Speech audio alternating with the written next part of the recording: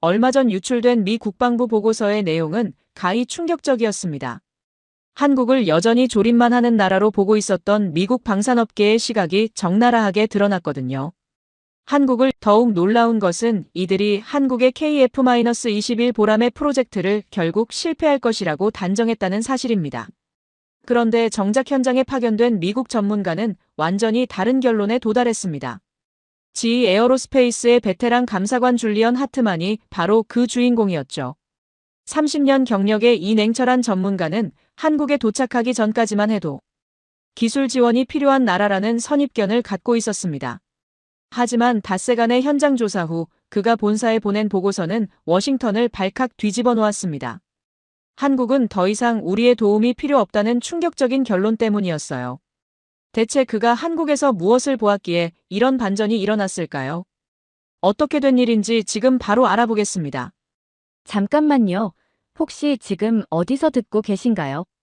구독과 좋아요 미리 눌러주시면 건강하고 행복한 기운 듬뿍 받으실 거예요.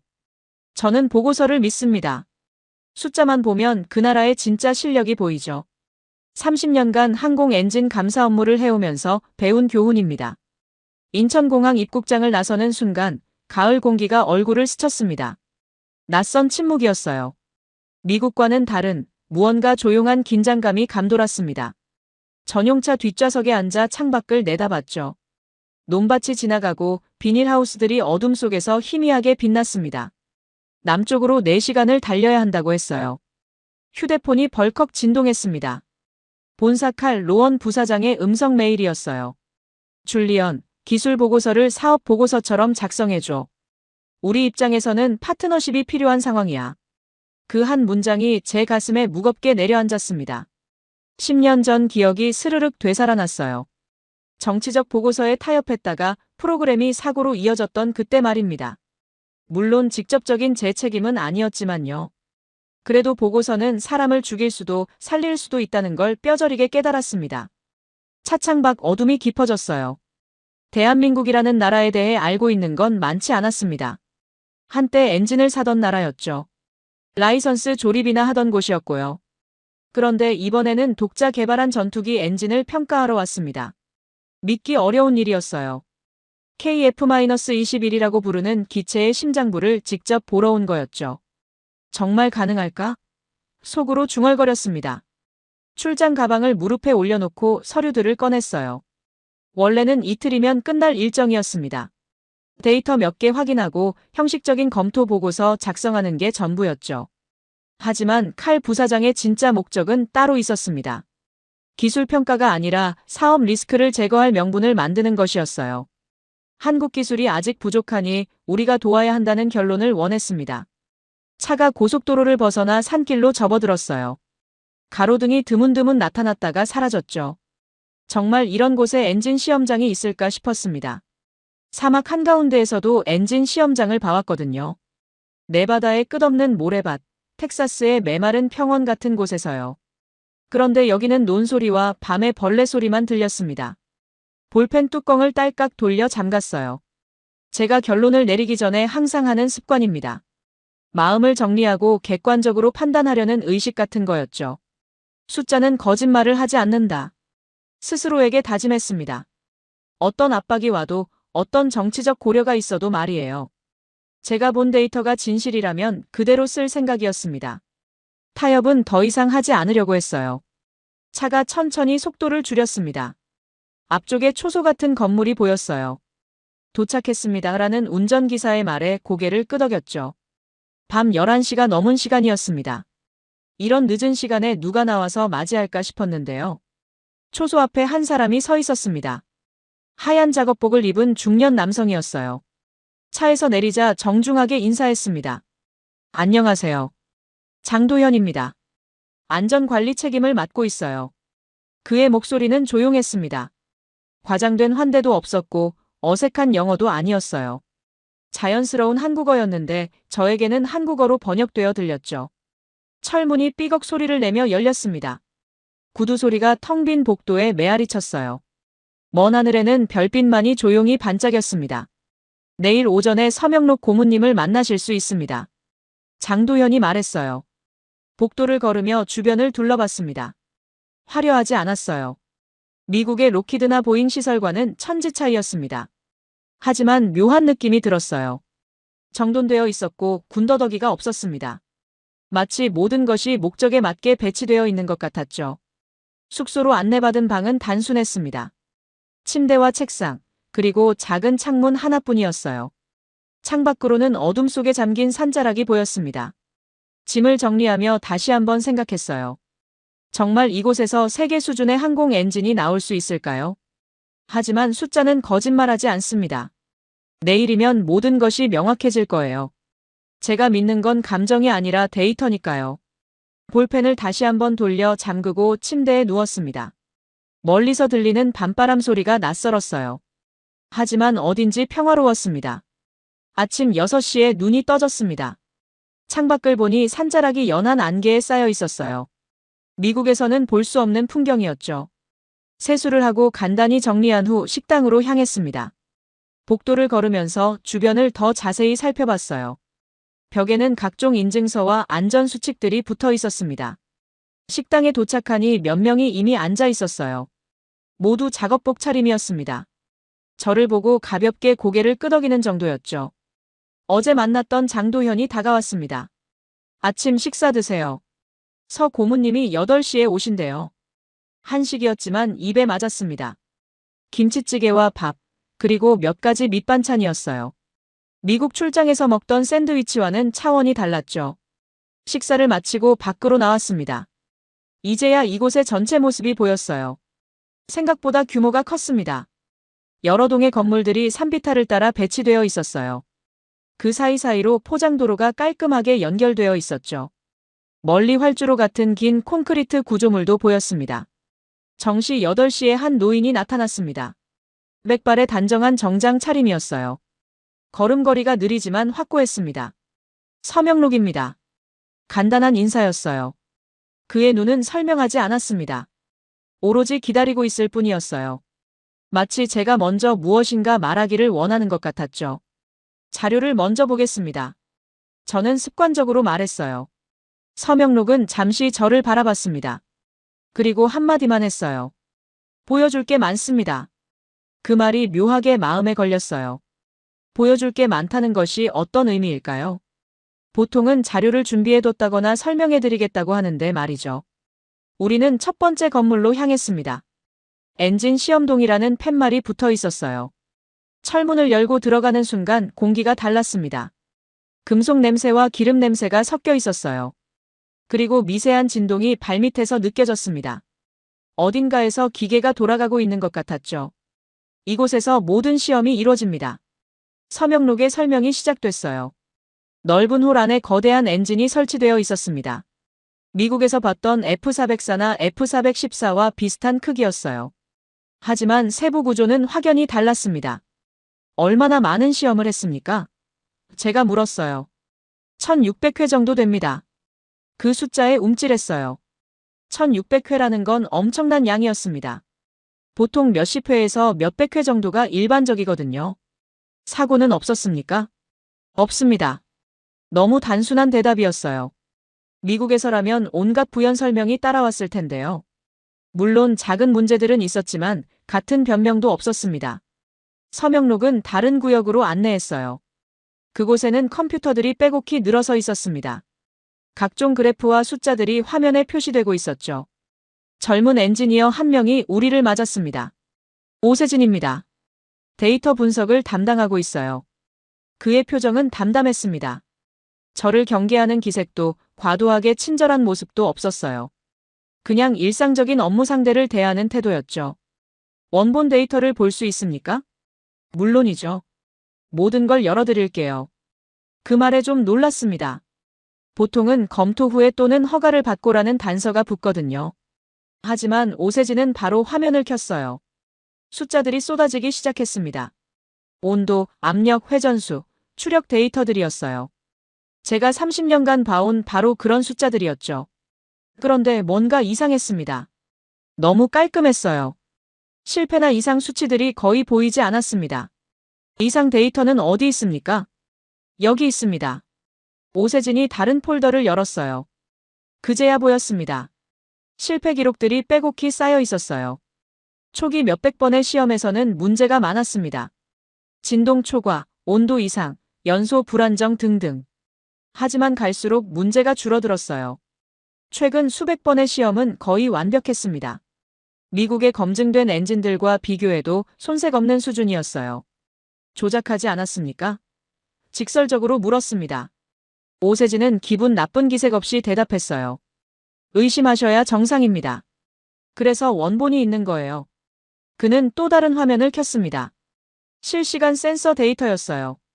지금 이 순간에도 어딘가에서 엔진이 돌아가고 있다는 뜻이었죠. 제 머릿속이 복잡해지기 시작했습니다. 숫자는 거짓말을 하지 않습니다. 그런데 이 숫자들이 진짜라면요? 한국이 정말로 세계 수준의 엔진을 만들어낸 것일까요? 서명록이 조용히 말했습니다. 오늘은 이 정도로 하시죠. 내일 더 자세히 보시면 됩니다. 돌아가는 길에 제 마음이 흔들렸어요. 아침에 가졌던 확신이 조금씩 균열을 보이기 시작했습니다. 다음 날 아침, 더 큰 건물로 안내받았습니다. 비행시험 데이터센터라는 표지판이 붙어 있었어요. 서명록과 오세진이 함께 동행했습니다. 건물 안은 첨단 시설로 가득했어요. 거대한 스크린 여러 개가 벽면을 덮고 있었습니다. 각종 그래프와 수치들이 실시간으로 업데이트되고 있었죠. 이곳이 모든 비행 데이터가 집결되는 곳입니다. 오세진이 설명했어요.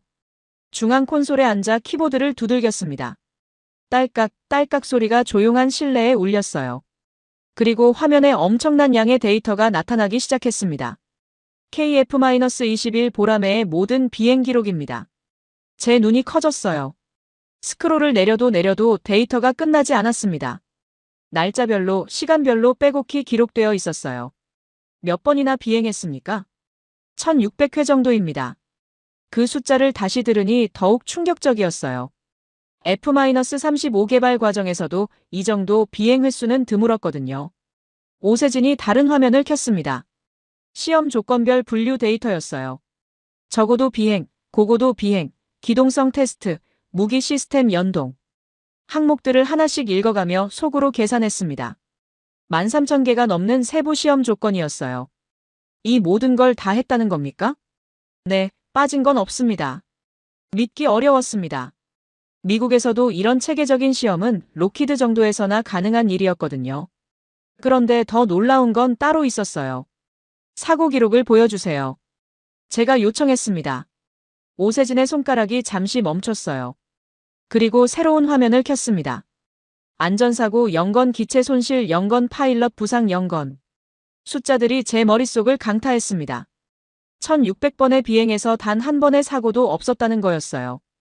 정말입니까? 목소리가 떨렸습니다. 확인해 보시죠. 오세진이 상세 기록을 열었어요. 일자별로 모든 비행이 기록되어 있었습니다. 문제가 있었던 날에는 빨간색으로 표시되어 있었어요.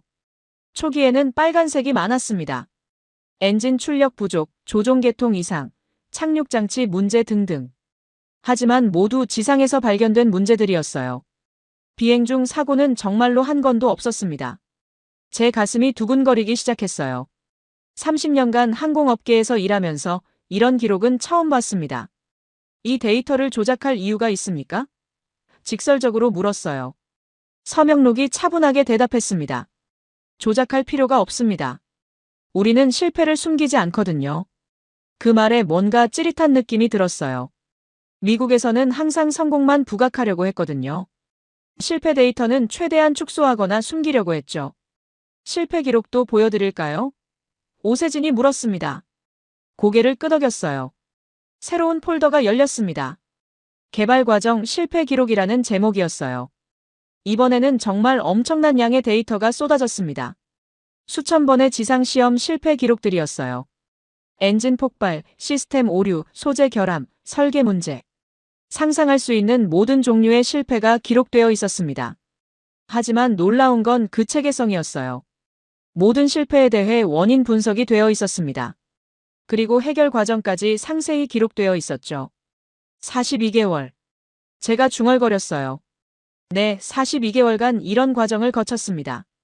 숫자들이 머릿속에서 돌기 시작했어요. 42개월이라는 시간. 1600번의 비행. 13,000개의 시험 조건. 그리고 사고 제로. 이 모든 것이 진짜라면요. 제 세계관이 흔들리기 시작했습니다. 한국이라는 나라에 대한 선입견이 무너지고 있었어요. 휴대폰이 벌컥 진동했습니다. 본사에서 온 메시지였어요. 진행 상황은 어떤가? 예상대로 부족한 부분이 많나? 칼 로원의 메시지였습니다. 제가 부정적인 보고서를 쓸 거라고 확신하는 투였어요. 하지만 지금 제가 보고 있는 건 완전히 달랐습니다. 부족함이 아니라 완성도였어요. 조립 수준이 아니라 독자 개발 능력이었죠. 이 데이터를 본사에 보고해도 됩니까? 서명록에게 물었습니다. 당연합니다. 우리가 숨길 이유가 없으니까요. 그 자신감이 인상적이었어요. 변명하지도 않고 과장하지도 않았습니다. 그냥 사실을 보여줄 뿐이었어요. 오세진이 USB를 하나 건넸습니다. 모든 데이터가 들어있습니다. 필요하시면 언제든 분석해보세요. 제가 그 USB를 받아들며 생각했어요. 정말 숫자는 거짓말을 못하는구나. 미국으로 돌아가면 뭐라고 보고해야 할까요? 한국의 기술이 부족하다고 쓸 수는 없을 것 같았습니다. 볼펜 뚜껑을 딸깍 돌려 잠갔어요. 하지만 이번에는 결론을 내리기 위해서가 아니었습니다. 혼란스러운 마음을 정리하기 위해서였죠. 내일은 실제 엔진을 보실 수 있습니다. 서명록이 말했어요. 실물을요? 네, 돌아가는 모습까지 보실 수 있어요. 그 말에 가슴이 뛰었습니다. 데이터로만 보던 것을 실제로 볼 수 있다니요. 숙소로 돌아가는 길에 하늘을 올려다봤어요. 구름 사이로 전투기 한 대가 지나가고 있었습니다. 저 멀리 작은 점처럼 보였지만 분명했어요. KF-21 보라매였습니다. 한국이 만든 전투기가 한국 하늘을 나는 모습이었죠. 그 순간 제 마음에 뭔가 변화가 일어났습니다. 편견이 아니라 현실을 봐야겠다는 생각이었어요.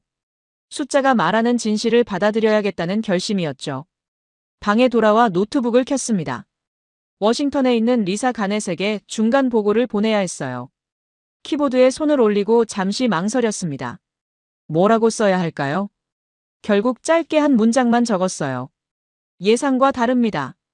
더 자세한 검토가 필요합니다. 전송 버튼을 눌렀습니다. 딩 하는 작은 소리가 났어요.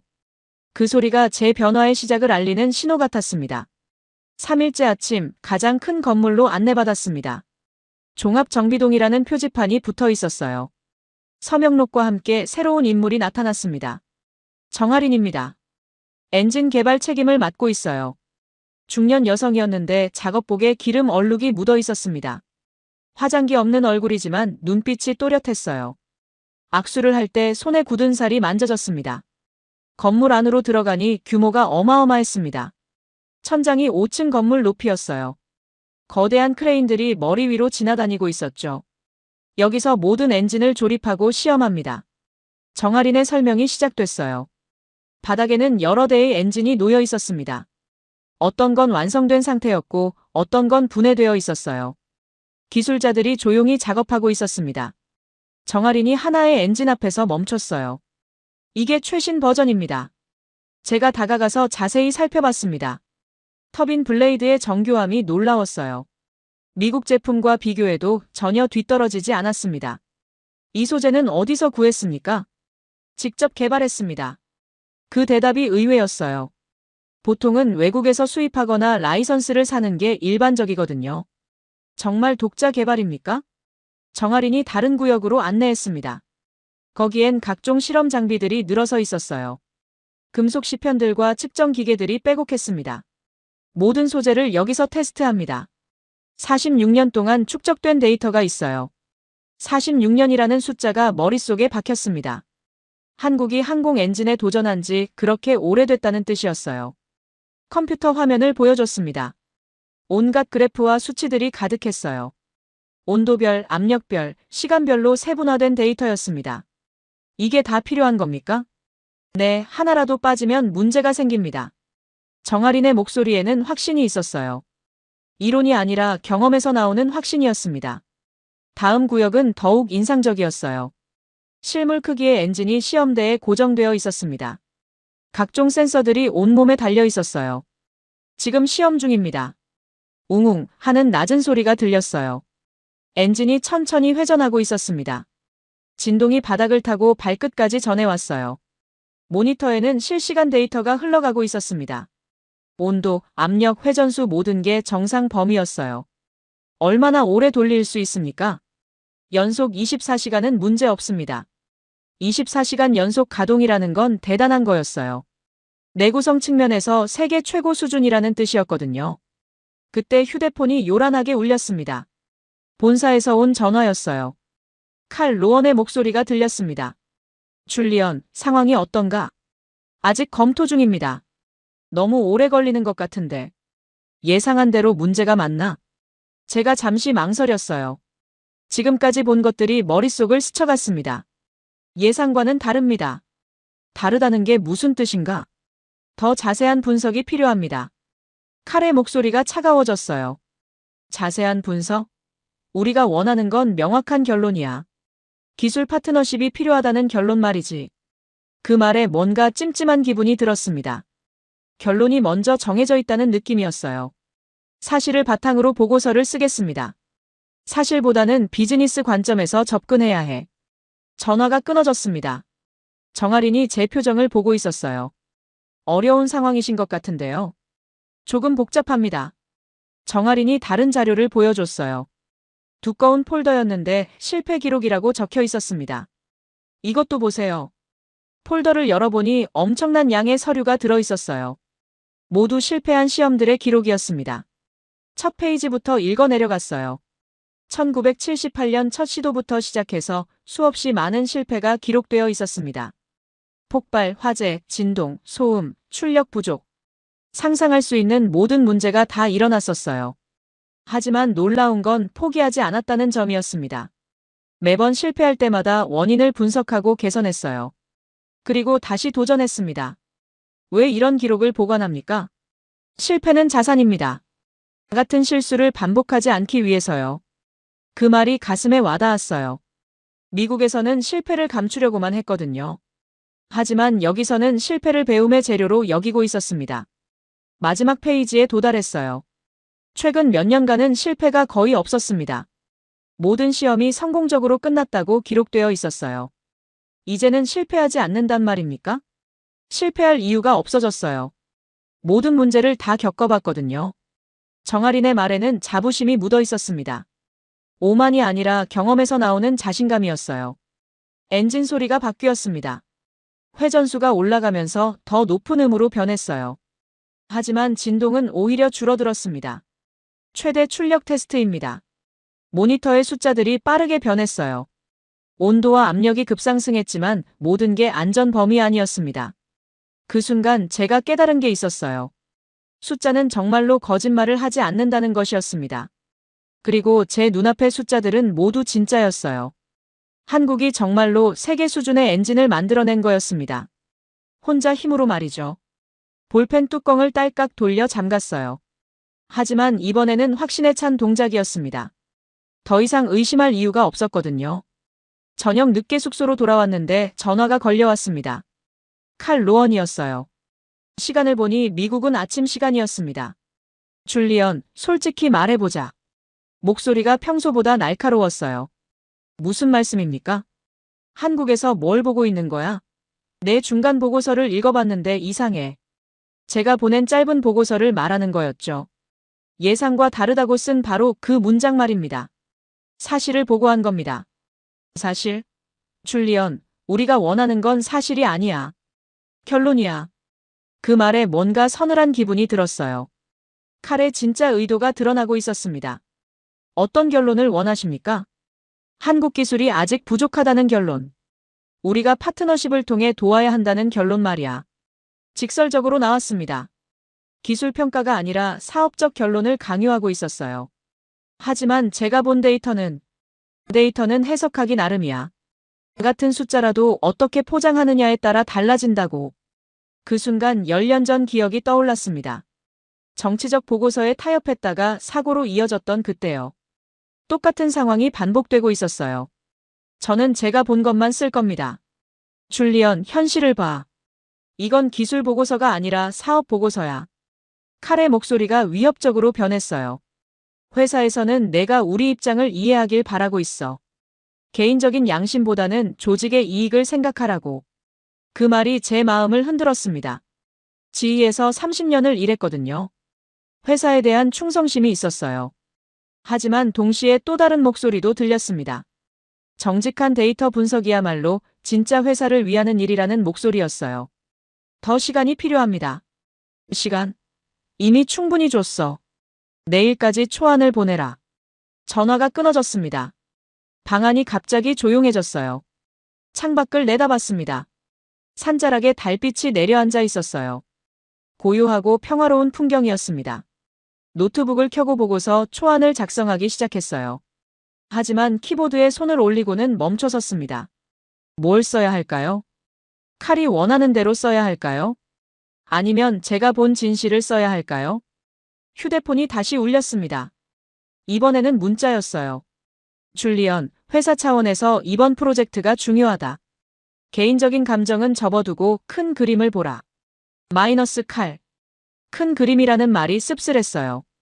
결국 사업이 우선이라는 뜻이었거든요. 다른 메시지도 왔습니다. 워싱턴에 있는 리사 가넷에게서였어요. 중간 보고 잘 받았습니다. 좀 더 구체적인 내용이 필요해요. 특히 기술적 한계나 파트너십 필요성에 대해서요. 리사까지도 똑같은 결론을 원하고 있었습니다. 한국의 한계를 부각하고 미국의 도움 필요성을 강조하라는 거였어요. 침대에 앉아서 깊게 생각했습니다.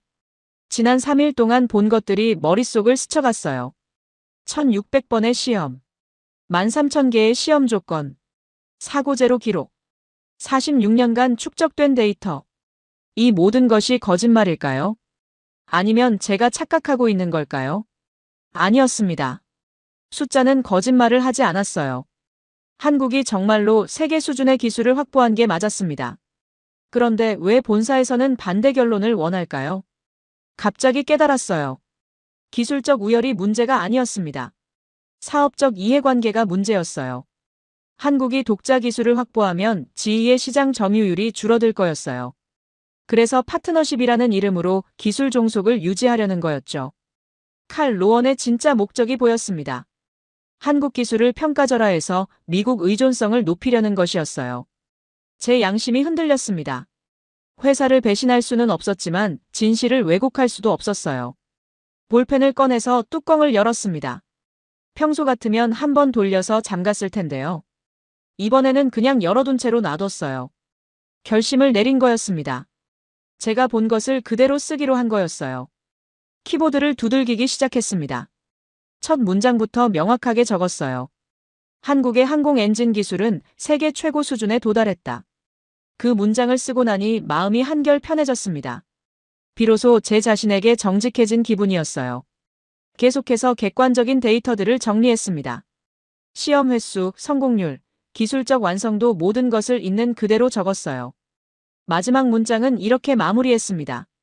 미국의 기술적 지원 없이도 독자 개발이 가능한 수준이다. 저장 버튼을 눌렀어요. 딸깍 하는 작은 소리가 났습니다. 내일 아침에 이 보고서를 보낸다면 큰 파장이 일어날 거예요. 칼은 분노할 것이고 회사에서는 저를 문제 삼을지도 모르죠. 하지만 후회는 없었습니다. 진실을 쓰는 게 제 일이니까요. 창밖 달빛이 더욱 밝게 빛나고 있었어요. 내일이면 모든 게 결정될 거였습니다. 네 번째 날 아침, 정아린이 특별한 곳으로 안내했습니다.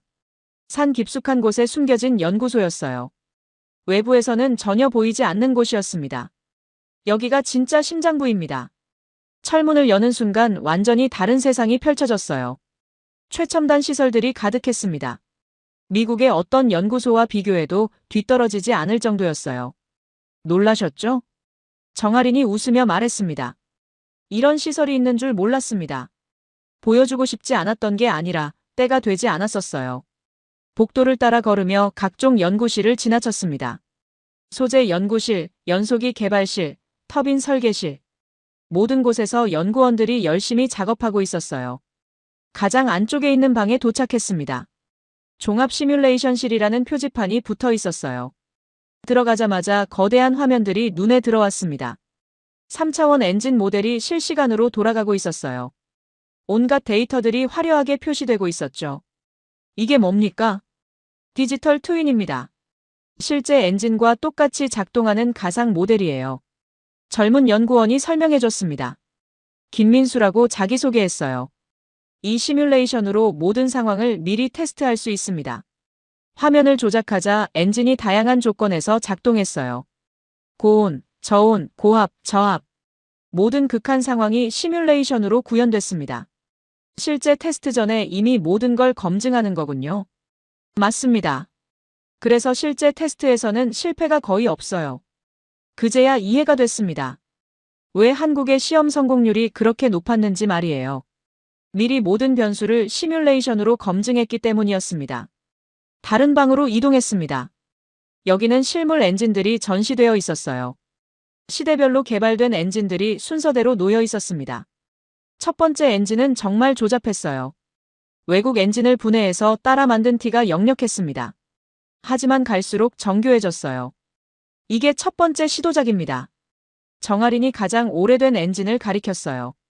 1978년에 만들었는데 30초도 못 돌아가고 폭발했어요. 그 옆에는 두 번째, 세 번째 엔진들이 있었습니다. 조금씩 개선되어 있었지만 여전히 문제가 많아 보였어요. 몇 번째까지 실패했습니까? 정확히는 세어본 적이 없어요. 하지만 수십 번은 될 겁니다. 수십 번의 실패를 겪고도 포기하지 않았다는 얘기였어요. 그 끈기가 대단했습니다. 마지막에 있는 엔진은 완전히 달랐어요. 세련되고 정밀했습니다. 미국 제품과 구별이 안 될 정도였어요. 이게 현재 버전입니다. 정말 독자 기술로 만든 겁니까? 핵심 부품 하나하나 모두 우리 기술입니다. 정아린의 목소리에는 자부심이 넘쳤어요. 하지만 자만이 아니라 성취감이었습니다. 벽에 걸린 사진들을 봤어요. 개발 과정의 기록들이었습니다. 실패했을 때의 처참한 모습들도 있었어요. 폭발로 시험장이 박살난 사진도 있었습니다. 다행히 사람은 다치지 않았다고 했어요. 하지만 몇 년치 연구가 한순간에 날아간 거였죠. 그때 포기하고 싶지 않았습니까? 정아린이 잠시 생각에 잠겼어요. 포기할 뻔했죠. 하지만 다른 방법이 없었어요. 다른 방법이요? 외국에서 사오는 것 말고는 방법이 없었거든요. 그런데 그러면 영원히 남의 것에 의존해야 해요. 그 말이 가슴에 와닿았습니다. 자주 독립에 대한 간절함이 느껴졌어요. 실패는 지우는 게 아니라 배우는 거예요. 정아린의 말이 제 마음을 흔들었습니다. 실패를 부끄러워하지 않는 태도가 인상적이었어요. 다시 시험동으로 돌아왔습니다. 이번에는 실제 점화 시험을 보여준다고 했어요. 거대한 엔진이 시험대에 고정되어 있었습니다. 각종 센서들이 빼곡히 달려 있었어요. 점화 준비 완료입니다. 기술자가 보고했어요. 카운트다운이 시작됐습니다. 3, 2, 1. 그 순간 엔진에서 푸른 불꽃이 터져나왔습니다. 동시에 엄청난 소리가 울렸어요. 건물 전체가 진동했습니다. 하지만 모든 게 통제되고 있었어요. 모니터의 수치들은 모두 정상 범위였습니다. 성공입니다. 기술자들이 환호했어요. 그런데 정아린은 환호하지 않았습니다. 모니터를 보며 한마디만 했어요. 꺼지지 마라. 그 순간 그녀의 눈에서 눈물이 흘렀습니다. 기쁨의 눈물이었어요. 하지만 동시에 안도의 눈물이기도 했습니다. 제가 그 순간을 보며 깨달은 게 있었어요. 이건 단순한 기술 개발이 아니었습니다. 한 나라의 꿈이 실현되는 순간이었어요. 엔진이 완벽하게 작동하고 있었습니다. 그 푸른 불꽃이 한국의 자주 독립을 상징하는 것 같았어요. 이제 우리는 혼자 설 수 있어요. 정아린이 조용히 말했습니다. 그 말이 제 마음 깊숙이 박혔어요. 혼자 선다는 것의 의미를 이해할 것 같았습니다. 숙소로 돌아가는 길에 휴대폰을 확인했어요. 칼에게서 여러 개의 메시지가 와 있었습니다. 보고서는 언제 보내는가? 회사 입장을 고려해라. 개인적인 감정은 접어둬라. 하지만 더 이상 흔들리지 않았어요. 제가 본 진실을 쓸 결심이 확고해졌습니다. 마지막 날 아침, 서명록이 특별한 제안을 했습니다. 실제 비행을 보시겠습니까? 공군 기지로 이동했어요. 활주로가 끝없이 펼쳐져 있었습니다. 그 끝에 KF-21 한 대가 서 있었어요. 멀리서 봤을 때는 몰랐는데 가까이서 보니 정말 멋있었습니다. 날렵한 외형에 은색 도장이 햇빛에 반짝였어요. 엔진 흡입구가 위용 있게 벌어져 있었죠. 저게 우리가 만든 엔진으로 나는 겁니까? 네, 100% 국산 엔진입니다. 조종사가 걸어 나왔어요. 젊은 공군 대위였습니다. 헬멧을 끼고 비행복을 입은 모습이 당당했어요. 박상민 대위입니다. 간단한 인사를 나눴어요. 이 기체를 몇 번이나 몰아봤습니까? 100번 정도 됩니다. 아무 문제 없어요. 조종사의 자신감이 인상적이었어요. 자기가 타는 기체에 대한 절대적인 신뢰가 느껴졌습니다. 관제탑으로 올라가서 이륙을 지켜봤어요. KF-21이 활주로를 향해 이동하기 시작했습니다. 엔진 소리가 점점 커졌어요. 이륙 준비 완료. 무전에서 조종사의 목소리가 들렸습니다. 차분하고 안정적인 음성이었어요. 이륙 허가. 관제사가 응답했습니다. 그 순간 KF-21이 활주로를 달리기 시작했어요. 처음에는 천천히, 그 다음에는 점점 빨라졌습니다. 바퀴가 땅에서 떨어지는 순간이 보였어요. 완벽한 이륙이었습니다. 기체가 하늘로 솟아오르며 멀어져 갔어요. 그 모습이 정말 아름다웠습니다. 제 휴대폰이 울렸어요. 칼에게서 온 전화였습니다. 줄리언, 보고서는 아직 안 보냈나? KF-21이 하늘을 나는 모습을 보며 대답했어요. 곧 보내겠습니다. 내용이 어떻게 되는 건가? 잠시 망설였습니다. 하지만 더 이상 숨길 필요가 없었어요. 제가 본 사실을 그대로 썼습니다. 사실?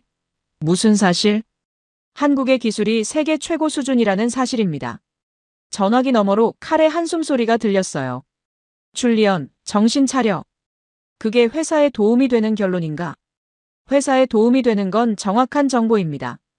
정확한 정보. 우리가 원하는 건 사업에 도움이 되는 정보야. 그 말에 화가 났습니다. 정확한 평가보다 사업적 이익을 우선시하는 태도였어요.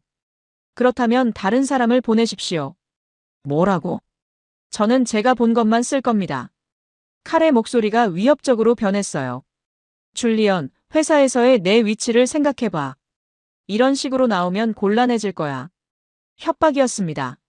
하지만 더 이상 무섭지 않았어요. 그렇다면 그것도 감수하겠습니다. 전화를 끊었습니다. 손이 조금 떨렸지만 후회는 없었어요. KF-21이 다시 나타났습니다. 이번에는 고속으로 저공 비행을 하고 있었어요. 엔진 소리가 하늘을 가르며 울렸습니다. 멋있죠? 서명록이 옆에서 말했어요. 정말 멋있습니다. 저 안에 우리의 꿈이 들어있어요. 그 말이 마음에 깊이 와닿았습니다. 단순히 비행기가 아니라 한 민족의 꿈이 하늘을 나는 거였어요. 노트북을 열어서 보고서를 최종 점검했습니다. 객관적인 데이터만 담겨 있었어요. 감정적인 표현은 하나도 없었습니다. 하지만 그 숫자들이 모든 것을 말해주고 있었어요. 한국이 항공 강국으로 도약했다는 사실을 말이죠. 보내기 버튼에 마우스를 올렸습니다. 잠시 망설였어요. 이 보고서를 보내면 제 커리어에 큰 변화가 있을 겁니다. 하지만 주저하지 않았어요. 클릭했습니다. 전송되었습니다. 화면에 메시지가 나타났어요. 이제 되돌릴 수 없었습니다. 동시에 리사 가넷에게도 참조로 보냈어요. 워싱턴에서도 이 내용을 알아야 했거든요. KF-21이 착륙하기 위해 돌아오고 있었습니다. 완벽한 착륙이었어요. 바퀴가 활주로에 닿는 순간도 부드러웠습니다. 조종사가 기체에서 내렸어요. 헬멧을 벗은 얼굴에는 만족스러운 미소가 있었습니다. 어떠셨습니까? 완벽했습니다. 엔진은 어떠셨어요? 문제 없었어요. 출력도 충분하고 안정성도 좋았습니다. 조종사의 말이 제 보고서에 마지막 확신을 줬어요. 실제로 하늘을 난 사람이 증명하는 거였으니까요. 휴대폰이 다시 울렸습니다. 이번에는 리사 가넷이었어요. 줄리언, 보고서 잘 받았어요. 좀 놀랍네요. 사실만 적었습니다. 이 내용이 사실이라면 우리 전략을 수정해야 할 것 같은데요. 적어도 리사는 사실을 받아들이려고 했습니다. 칼과는 다른 반응이었어요. 더 자세한 브리핑이 필요하면 언제든 연락 주세요. 그럼 워싱턴 복귀 후에 면담하죠. 전화가 끊어졌어요. 이제 모든 게 끝났습니다. 제가 할 일은 다 했어요. 진실을 기록으로 남긴 거였습니다. 서명록이 다가왔어요. 고생 많으셨습니다. 저도 많이 배웠습니다. 뭘 배우셨는지 묻겠습니다마는 아닐까요? 잠시 생각했어요. 숫자 너머에 사람이 있다는 것을 배웠습니다. 서명록이 고개를 끄덕였어요. 맞습니다. 기술도 결국 사람이 만드는 거니까요. 한국을 떠날 시간이 되었습니다. 공항으로 가는 차 안에서 지난 며칠을 되돌아봤어요.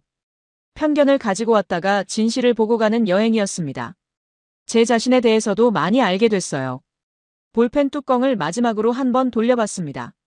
하지만 이번에는 잠그지 않고 그냥 열어뒀어요. 더 이상 망설이지 않을 거니까요. 인천공항에서 비행기를 기다리며 창밖을 내다봤습니다. 멀리 하늘에서 작은 점 하나가 움직이고 있었어요. KF-21일까요? 한국이 만든 전투기가 한국 하늘을 지키고 있는 모습이었습니다. 휴대폰에 여러 개의 메시지가 와 있었어요. 대부분 칼에게서 온 것들이었습니다. 보고서를 다시 검토해라. 회사 입장을 고려하지 않았다. 이런 식으로 나올 줄 몰랐다. 하지만 더 이상 신경 쓰지 않았어요. 제가 할 일은 끝났으니까요. 리사 가넷에게서도 메시지가 왔어요. 워싱턴에서 큰 관심을 보이고 있습니다. 한국의 기술 수준을 재평가해야 할 것 같네요. 적어도 누군가는 제 보고서를 진지하게 받아들이고 있었습니다. 탑승 시간이 되어 비행기에 올랐어요. 창가 자리에 앉아서 한국 땅을 내려다봤습니다. 작은 나라였지만 대단한 일을 해낸 곳이었어요. 비행기가 이륙하며 고도를 높였습니다. 구름 위로 올라가자 세상이 하얗게 변했어요. 평화롭고 고요한 풍경이었습니다. 스튜어디스가 음료수를 가져왔어요. 커피를 마시며 지난 며칠을 정리해봤습니다. 줄리언 하트만이라는 남자가 한국에서 무엇을 배웠을까요? 첫째, 숫자는 정말로 거짓말을 하지 않는다는 것이었어요. 하지만 숫자 해석은 사람이 하는 거라는 것도 배웠습니다. 같은 데이터도 편견에 따라 다르게 보일 수 있다는 거였죠. 둘째, 기술 개발에는 시간과 끈기가 필요하다는 것이었어요. 한국이 46년 동안 포기하지 않았기에 가능한 일이었습니다. 수십 번의 실패를 겪고도 계속 도전한 결과였어요. 셋째, 실패를 부끄러워하지 않는 문화의 중요성이었습니다. 미국에서는 실패를 숨기려고 하는데 한국에서는 배움의 자산으로 여겼어요. 그 차이가 결국 성공을 만들어낸 것 같았습니다. 하지만 가장 큰 깨달음은 따로 있었어요. 진실을 말하는 것이 결국 모든 사람에게 도움이 된다는 것이었습니다. 칼이 원했던 거짓 보고서는 일시적인 사업적 이익만 가져왔을 거예요. 하지만 결국에는 현실과 괴리되어 더 큰 문제를 만들었을 겁니다. 정확한 평가야말로 올바른 전략 수립의 기초였어요. 노트북을 열어서 개인 일기를 써봤습니다. 공식 보고서에는 쓸 수 없었던 감정들을 적어봤어요. 한국이라는 나라에 대해 완전히 새롭게 알게 되었다. 조립만 하던 나라라고 생각했는데 이제는 독자 설계가 가능한 수준에 이르렀다. 이는 단순한 기술 발전이 아니라 한 민족의 의지가 만들어낸 결과다. 특히 인상적이었던 것은 실패를 두려워하지 않는 문화였다. 정아린의 말처럼 실패는 지우는 것이 아니라 배우는 것이라는 철학이 결국 성공을 만들어냈다. 숫자만 믿고 살아온 내게 사람의 의지가 얼마나 중요한지 보여준 경험이었다. 데이터 뒤에는 항상 사람이 있고 그 사람들의 꿈과 의지가 숫자로 나타나는 것이다. 써놓고 보니 마음이 후련해졌어요. 솔직한 감정을 정리한 기분이었습니다. 비행기가 태평양 상공을 지나가고 있었어요. 창밖으로는 끝없는 바다만 보였습니다. 하지만 제 마음은 평온했어요. 미국에 도착하면 어떤 일이 벌어질까요?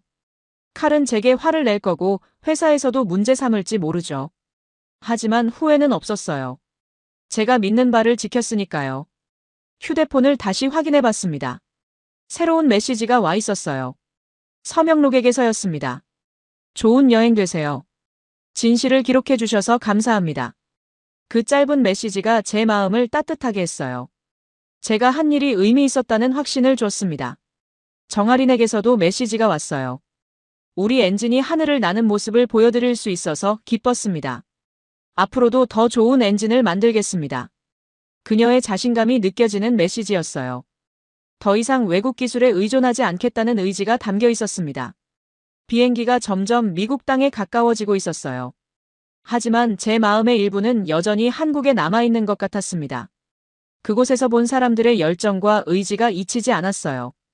그들이 만들어낸 기적 같은 성취가 계속 생각났습니다. 착륙 준비를 하라는 안내 방송이 나왔어요. 안전벨트를 매며 마지막으로 한국을 생각해 봤습니다. 이제 한국은 혼자서도 하늘을 날 수 있는 나라가 되었어요. KF-21 보라매가 그 증거였습니다. 더 이상 누구에게 기댈 필요가 없는 자주 독립을 이룬 거였죠. 그리고 저는 그 과정을 지켜본 증인이 되었습니다. 편견을 버리고 진실을 받아들인 증인 말이에요.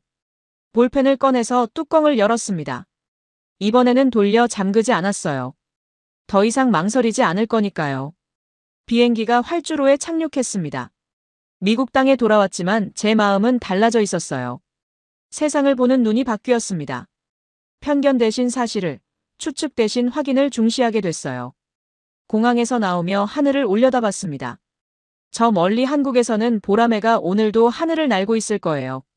한국 사람들이 만든 엔진으로 말이죠. 그 생각에 미소가 나왔습니다. 숫자가 증명하지 못한 건 없었어요. 그리고 그 뒤에는 항상 사람이 있었습니다. 이제 한국은 정말로 혼자 서는 나라가 되었습니다.